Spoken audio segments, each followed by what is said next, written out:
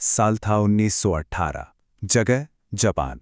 और एक ऐसी सच्ची कहानी जिसे सुनने के बाद शायद कोई भी किसी डॉल को दोस्त बनाने से पहले 2 बार सोचेगा। ये दास्तान है जापान की सबसे डरावनी, सबसे शापित गुड़िया ओकीकू की। हम सब जानते हैं कि बचपन में एक गुड़िया या कोई खिलौना किसी बच्चे का सबसे अच्छा दोस्त बन सकता है, या फिर उनका सबसे भयानक, सबसे डरावना सपना। तो इस कहानी की शुरुआत होती है 1918 में। कहानी के 2 मुख्य किरदार हैं, 17 साल का एकीची सुजुकी और उसकी छोटी बहन किकुको। एकीची अपनी बहन से इतना प्यार करता था कि उसके लिए कुछ भी कर सकता था, और वो उसे एक बहुत खास तोहफा देना चाहता था। सुजुकी परिवार कह सकते हैं बहुत गरीब था, लेकिन उनमें प्यार बहुत था। पिता दिहाड़ी मजदूरी करते थे, माँ सिलाई का काम। किकुको 4 साल की होने वाली थी और उसने एक जिद पकड़ ली थी, जन्मदिन पर एक सुंदर सी डॉल चाहिए। अब पैसे तो थे नहीं, तो माता पिता ने मना कर दिया। पर एकीची, वो अपनी बहन को उदास कैसे देख सकता था। उसने ठान लिया और पूरे 1 महीने तक छोटे मोटे काम करके पैसे जमा किए। तो एकीची जब बाजार में डॉल ढूंढ रहा था तो उसकी नज़र एक बहुत ही अलग सी पारंपरिक जापानी डॉल पर पड़ी। उस गुड़िया ने एक लाल रंग का किमोनो पहना हुआ था। उसके बाल एकदम काले थे, गर्दन तक, और उसकी आंखें आंखें इतनी गहरी थीं कि ऐसा लगता था मानो वो सब कुछ देख रही हों। अजीब बात यह थी कि उसके चेहरे पर एक अजीब सी शांति थी। इकीची को वो भा गई और उसने उसे फौरन खरीद लिया। जब किक्कू को अपने जन्मदिन पर यह तोहफा देखा तो वो खुशी से जैसे पागल ही हो गई। उसे वो डॉल इतनी पसंद आई कि उसने उसका नाम ओकीकू रख दिया। वो उसे एक पल के लिए भी खुद से दूर नहीं करती थी। ओकीकू अब सिर्फ एक गुड़िया नहीं थी, वो उसकी सबसे अच्छी दोस्त, उसकी साथी बन चुकी थी। लेकिन ये खुशी ज्यादा दिन टिक नहीं सकी। एक दिन बाहर खेलते हुए किकुको को एक मच्छर ने काट लिया। उसे बहुत तेज मलेरिया हो गया और अपनी आखिरी सांस तक उसने ओकीकू डॉल को अपने सीने से लगाए रखा, और फिर उस नन्ही सी जान की मौत हो गई। परिवार ने किकुको की याद में उस डॉल को घर में एक शेल्फ पर रख दिया, और बस यहीं से इस दुखद कहानी ने एक बहुत ही भयानक मोड़ ले लिया। कुछ ही दिनों में घर में अजीब अजीब घटनाएं होने लगी। कभी कभी परिवार को हल्की फुसफुसाहट सुनाई देती, तो कभी किसी बच्चे के हंसने की आवाजें। फिर ओकीकू डॉल, वो अपनी शेल्फ से हटकर घर की दूसरी जगहों पर मिलने लगी। और फिर उन्होंने वो देखा जिसने उनके होश उड़ा दिए। डॉल के बाल वो लंबे हो रहे थे, और हद तो तब हो गई जब परिवार के सभी लोगों को एक जैसे डरावने सपने आने लगे। सोचिए, जब डॉल खरीदी गई थी तो उसके बाल गर्दन तक कटे हुए थे और एकदम काले। लेकिन किकुको की मौत के बाद वो कंधे से भी लंबे हो गए।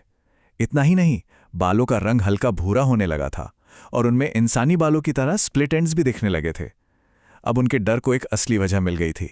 इस बात से घबराकर इकिची की मां ने एक दिन डॉल के बाल वापस उसकी असली लंबाई तक काट दिए। शायद ये उनकी सबसे बड़ी गलती थी। उसी रात उन्हें एक सपना आया। सपने में किकुको रो रही थी, बहुत रो रही थी, क्योंकि उन्होंने उसकी डॉल के बाल काट दिए थे। और अचानक किकुको का रोना गुस्से में बदल गया और उसका चेहरा ओकीकू डॉल जैसा हो गया। जब उनकी आंख खुली तो डॉल उनके सीने पर बैठी थी। उसकी रात के बाद तो परिवार पूरी तरह से दहल गया। अब डर बर्दाश्त से बाहर हो चुका था। उन्होंने एक फैसला किया कि अब इस डॉल से हमेशा के लिए छुटकारा पाना ही होगा। एक दिन हिम्मत करके इकिची के पिता ने पास के खेत में जाकर डॉल को दफना दिया। उन्हें लगा चलो अब ये सब खत्म हो जाएगा। पर वो गलत थे। उसी रात जब सब सो रहे थे, दरवाजे पर जोर जोर से पीटने की आवाज आने लगी। आवाज इतनी तेज थी कि पूरा घर हिलने लगा, जैसे कोई भूकंप आ गया हो। इकिची के पिता ने जब डरते डरते दरवाजा खोला तो उनके पैरों तले जमीन खिसक गई। ठीक उनके सामने ओकीकू डॉल खड़ी थी। वो अपने आप वापस आ गई थी। और फिर डॉल के बाल अचानक तेजी से बढ़ने लगे और उसके पिता की गर्दन के चारों ओर एक फंदे की तरह लिपट गए। उनका गला घोटने लगे। जैसे ही उनकी सांसें रुकने वाली थीं, इकीची में बेबसी में पूरी ताकत से अपनी बहन का नाम चिल्लाया, किकुको, और बस सब थम गया। डॉल अचानक बेजान हो गई और बालों की पकड़ ढीली पड़ गई। इस हमले के बाद परिवार को एक खौफनाक सच का एहसास हुआ। वो इस डॉल से कभी छुटकारा नहीं पा सकते। उनका असली आतंक तो अब शुरू हुआ था। 1-2 साल नहीं, सुजुकी परिवार ने इस शापित डॉल के साये में डर के पूरे 20 साल गुजारे। जरा सोचिए, 20 साल, एक ऐसा घर जहां हर पल एक अनजाना डर पसरा रहता था। जब भी वो डॉल को फेंकने की कोशिश करते, वो रहस्यमयी तरीके से वापस आ जाती, और उसके साथ आती थीं और भी ज्यादा भयानक घटनाएं। खासकर हर साल किकुको के जन्मदिन के आसपास तो घर में रहना नामुमकिन हो जाता था। परिवार ने न जाने कितने पुजारियों और भिक्षुओं से मदद मांगी, पर कोई भी इस श्राप को तोड़ नहीं सका। वो अपने ही घर में कैद हो चुके थे। आखिरकार 20 साल बाद हार मानकर परिवार ने उस डॉल को जापान के मैन्निन-जी बौद्ध मंदिर के भिक्षुओं को सौंप दिया। उन्हें उम्मीद थी कि शायद वो उसे नियंत्रित कर सकते हैं। आज इस बात को लगभग 100 साल हो चुके हैं और ओकीकू डॉल आज भी उसी मंदिर में एक डिस्प्ले केस में रखी है। वहां के भिक्षुओं का कहना है कि उसके बाल आज भी बढ़ते हैं और उन्हें समय समय पर काटना पड़ता है।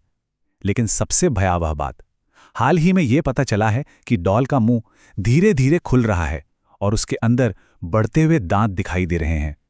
उसकी तस्वीरें लेना सख्त मना है। तो सवाल यही उठता है, क्या ओकीकू डॉल में एक दुखी बच्ची की आत्मा है जो अपनी गुड़िया से दूर नहीं होना चाहती, या फिर उसने किसी और, कहीं ज्यादा भयानक चीज को जगा दिया है?